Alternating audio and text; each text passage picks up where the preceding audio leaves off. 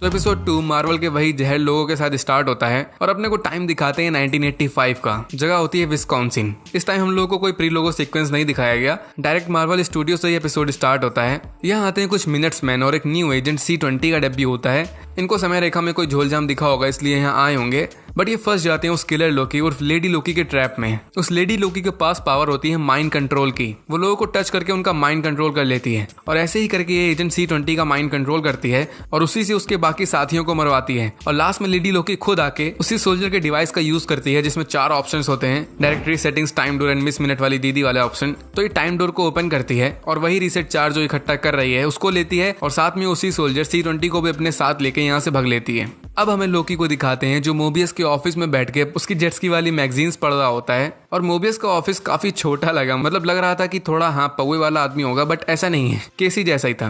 और लोकी हम इस मिनट दीदी से बतिया रहा होता है जबकि इसकी स्क्रीन पे टेस्ट चल रहा होता है। इसकी TVA की ट्रेनिंग चल रही होती है इस टाइम पे। स्क्रीन में काफी इंटरेस्टिंग क्वेश्चन भी होता है कि सपोज थैनोस के पास 2 एप्पल्स हैं, उसने दोनों खा लिए बट उसको भी और भूख लगी है, तो वो 20 मिनट टाइम पे पीछे जाके फिर से दोनों एप्पल खा लेता है। तो क्वेश्चन आता है कि क्या जो उसने न्यू टाइमलाइन में एप्पल खा लिया उसकी वजह से ओल्ड टाइमलाइन में वो 2 एप्पल्स एग्जिस्ट करेंगे कि नहीं करेंगे। तो इसका आंसर आई गेस लोकी लगाता है कि क्वेश्चन मैटर नहीं करता, कॉज एक ब्रांच बोले तो एक टाइमलाइन दूसरी टाइमलाइन चेंज नहीं कर सकती, जो सही भी हो सकता है। मतलब यहाँ 2 अलग अलग टाइमलाइन क्रिएट हो रही है, दोनों जगह 2 एप्पल्स हैं, तो इससे ओल्ड टाइमलाइन में इफेक्ट नहीं पड़ेगा, मल्टीपल टाइमलाइंस क्रिएट हो जाएंगी। खैर यहाँ हमें एक और चीज पता चलती है कि जब नेक्सस इवेंट के ब्रांचेस रेड लाइन क्रॉस कर जाती हैं तो फिर उसके बाद TVA उस नेक्सस इवेंट को रीसेट नहीं कर सकता। मतलब मिस मिनट दीदी के हिसाब से अगर ऐसा हुआ तो पूरी टाइमलाइन डिस्ट्रॉय हो जाएगी, बवाल खड़ा हो जाएगा।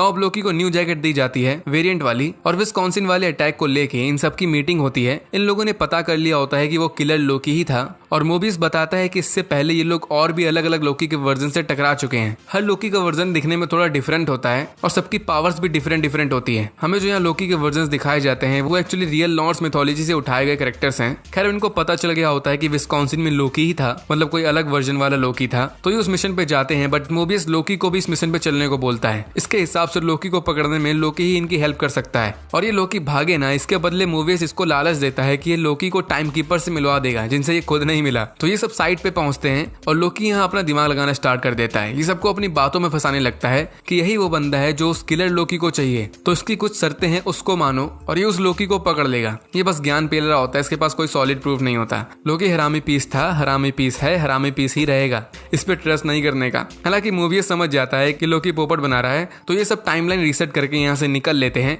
और अब वही जज रवीना टंडन, मतलब रवोना रेंसलेयर, उसको दिखाते हैं। इससे मोबियस बात कर रहा होता है और लोकी को लास्ट चांस देने के लिए बोल रहा होता है, जिसके लिए रवोना मान जाती है और मोबियस को डॉक्यूमेंट साइन करवा के उसको लास्ट मौका दे देती है। और रवोना को ऐसे दिखाया गया है कि जैसे बस यही टाइम कीपर से मिल पाती है, मतलब इसके मॉनिटर पे इसको ऑर्डर्स आते हैं, इसको पता होता है कि टाइम कीपर्स क्या चाहते हैं क्या नहीं, और यहीं से कंफर्म हो रहा है कि इसका बड़ा रोल होगा आगे जाके। हालांकि इसीलिए शक और बढ़ रहा है कि टाइम कीपर्स वाली पूरी स्टोरी बस बनाई गई है, यहाँ कोई और बंदा मेन विलन बन के बैठा है जो TVA को कंट्रोल कर रहा है। खैर मोबियस अब लोकी को लास्ट मौका देता है कि वो प्रूव करे कि हाँ वो सही में किलर लोकी को पकड़ सकता है कि नहीं, और ये ढेर सारी फाइल्स पकड़ा देता है लोकी को इन्वेस्टिगेशन करने के लिए। बट ये ठहरा हरामी पीस रिसेप्शन में जाके TVA के क्रिएशन की ही फाइल्स मांगने लगता है, बट वो सारी फाइल्स कॉन्फिडेंशियल होती है। और ये end of time, start of time, इनकी भी फाइल्स मांगता है, बट ये भी कॉन्फिडेंशियल होती है। अगेन ये हिंट हो सकती है कि TVA को लेके कोई बड़ा राज छुपा हुआ है और TVA से जुड़ी फाइल्स तो लोकी को नहीं मिलती, बट इसकी खुद की फाइल्स इसको पकड़ा दी जाती है। और इसको पढ़ के इसको पता चलता है रैग्नारॉक इवेंट के बारे में, जिसमें पूरा एसगार्ड डिस्ट्रॉय हो जाता है सर्टर की वजह से और बहुत सारे एसगार्ड वासी मर जाते हैं। फाइल में लिखा होता है क्लास 7 अपोकलिप्स, तो क्लास मेरे हिसाब से रैंकिंग होगी अपोकलिप्स के लिए।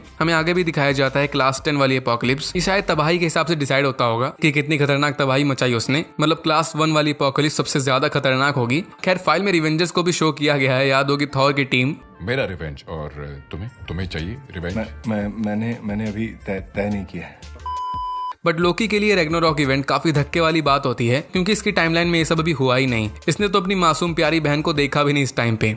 खैर इसी अपोकलिप्स की वजह से लोकी को एक ख्याल आता है कि अपोकलिप्स का मतलब होता है एंड में जाके सब खत्म हो जाना। मतलब वो टाइमलाइन जो भी होगी जिसमें अपोकलिप्स होना होगा, तो उस टाइमलाइन में छोटे छोटे चेंजेस किए जा सकते हैं, बट उसका फाइनल में कोई इफेक्ट नहीं पड़ेगा, कॉज ओवरऑल उस टाइमलाइन में अपोकलिप्स की वजह से सब कुछ डिस्ट्रॉय हो जाएगा एंड में जाके। तो लोकी इस पूरे मेटाफोर को जाके मोबियस को समझाता है, उसका सैलेड बर्बाद करके। बट लास्ट में मोबियस समझ जाता है और इस थ्योरी का टेस्ट करने के लिए ये जाते हैं इटली में 79 AD में, जहाँ एक वोल्केनो के फटने की वजह से सब कुछ डिस्ट्रॉय हो जाएगा। सो लोकी यहाँ थोड़ी मटरगस्ती करता है, बट इन सब का कोई इफेक्ट नहीं पड़ रहा होता ओरिजिनल टाइमलाइन में। लास्ट में वो वोल्केनो फट जाता है और सब कुछ डिस्ट्रॉय हो जाता है, मतलब लोकी की थ्योरी सही होती है। तो इसके हिसाब से वो किलर लोकी ऐसे ही करके टीवीए से छुप रही है। वो ऐसी टाइमलाइन चुनती है जहां अपोकलिप्स आने वाला होता है और वहां जाके छुप जाती है, और लास्ट में वो अपोकलिप्स आ जाता है, वो टाइमलाइन डिस्ट्रॉय हो जाती है। सो इसलिए इन लोगों को उस लेडी की लोकेशन का पता ही नहीं चल पाता। सो लोकी अब शेरलॉक भी है, शेरलॉक लोकी।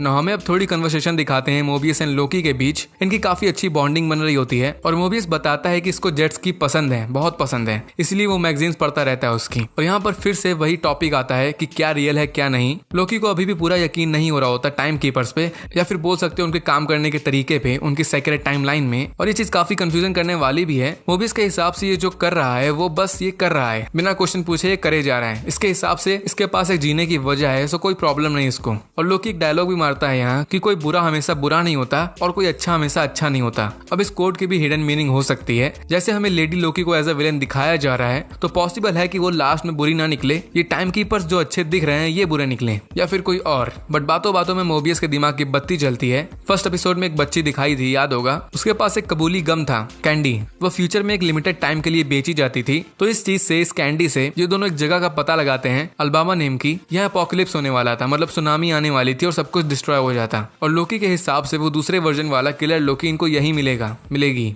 तो अगेन मोबियस रवोना के पास जाता है परमिशन लेने के लिए, उसी अल्बामा वाली जगह में जाने के लिए। पहले तो रवोना मना करती है क्योंकि वो लोकी का आइडिया होता है और ये उस पर ट्रस्ट नहीं करना चाहती, जो सही चीज है। बट लास्ट में ये अलाउ कर देती है। बट ये मोबियस को वार्निंग देती है कि अगर इस बार कोई गड़बड़ हुई तो ये आगे इसकी हेल्प नहीं कर पाएगी। और फिर एजेंट B-15, मोबियस, लोकी और अदर सोल्जर्स ये सब पहुंचते हैं 2050 में अल्बामा में। लोकी मैजिक से अपने कपड़े सुखा लेता है और यहाँ ये टीम्स में डिवाइड हो जाते हैं। बट लोकी एक्चुअली में सही था। यहीं पर होती है वो किलर लेडी लोकी, इन सब में नजर रख रही होती है और इसने जितने भी रीसेट चार्ज अभी तक इकट्ठा किए थे, इन सबसे कुछ बड़ा करने का ट्राई करने वाली होती है। और ये अपनी माइंड कंट्रोल वाली पावर्स के साथ लोकी के सामने आती है, अलग अलग लोगों का यूज करके, उनकी बॉडीज को स्वैप करके। और यहाँ लोकी इसको अपना ट्रू प्लान बताता है, जिसके बारे में पहले मोबियस भी बात कर रहा था। लोकी का रियल प्लान होता है कि टाइम कीपर से मिलके किसी तरह उनको हरा के उनकी जगह ले लेगा और फिर पूरी सेक्रेट टाइमलाइन में लोकी का राज होगा। तो लोकी किलर लोकी को भी इस प्लान में शामिल होने का ऑफर देता है, बट वो साफ सीधे इसके मुंह पे मना कर देती है। इसमें उसको कोई इंटरेस्ट नहीं होता, उसके अलग प्लान्स होते हैं। और या शायद वो टीवीए की रियलिटी से वाकिफ होगी और हमें वही एजेंट C-20 दिखाते हैं जिसको किलर लोकी ने कैद कर लिया था।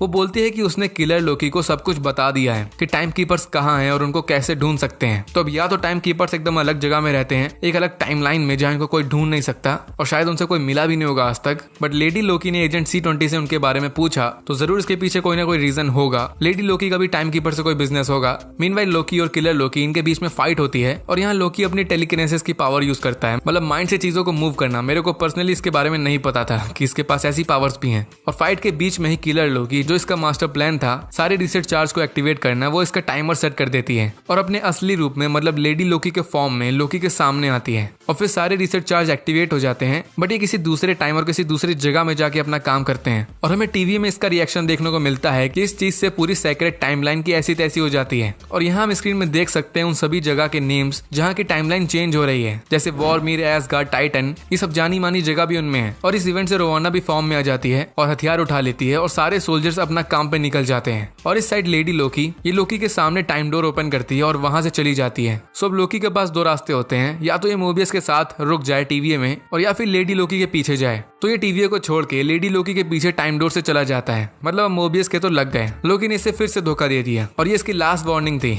और एपिसोड 2 यहीं खत्म हो जाता है। बट कसम से ये बहुत जहर एपिसोड था। इसने जो लास्ट में सवाल खड़े किए उसके जवाब के लिए अब वेट नहीं हो रहा। तो अभी तक सब बोल रहे थे कि वांडा क्रिएट करेगी मल्टीवर्स, बट लोकी के इस एपिसोड की एंडिंग से ऐसा लग रहा है कि लेडी लोकी ने मल्टीवर्स के दरवाजे खोल दिए। कॉज सेक्रेट टाइमलाइन की तो लंका लग गई है और लास्ट में हमें जितनी जगह दिखाई गई, अब हो सकता है कि हमें वो सारी प्लेसेस दिखाई जाएं, वॉरमीर, एसगार्ड जैसी जगह, तो उसमें तो मजा ही आ जाएगा। और अब आगे शायद लेडी लोकी और लोकी ये साथ में टीम अप करेंगे, जैसा ट्रेलर में लग रहा था। और जैसा मैंने पहले बताया, यहाँ कोई और ही विलन है रूमर्स के हिसाब से, कैंग द कॉन्करर। और एक और रूमर है कि लेडी लोकी एक्चुअली में लेडी लोकी नहीं है, बल्कि मार्वल के एक और कैरेक्टर है, एन्चेंट्रेस। इसके चांसेस भी हो सकते हैं, बट मेरी मानो तो इस पे बिलीव मत करना। मार्वल कच्ची गोलियां नहीं खेलता। यहाँ कुछ ऐसा होगा जैसा किसी ने एक्सपेक्ट भी नहीं किया होगा, न लोकी ने, न मोबियस ने, और ना ही हम व्यूवर्स ने, जैसा वांडाविजन में हुआ था। बट एक चीज पक्की है कि मजा आएगा।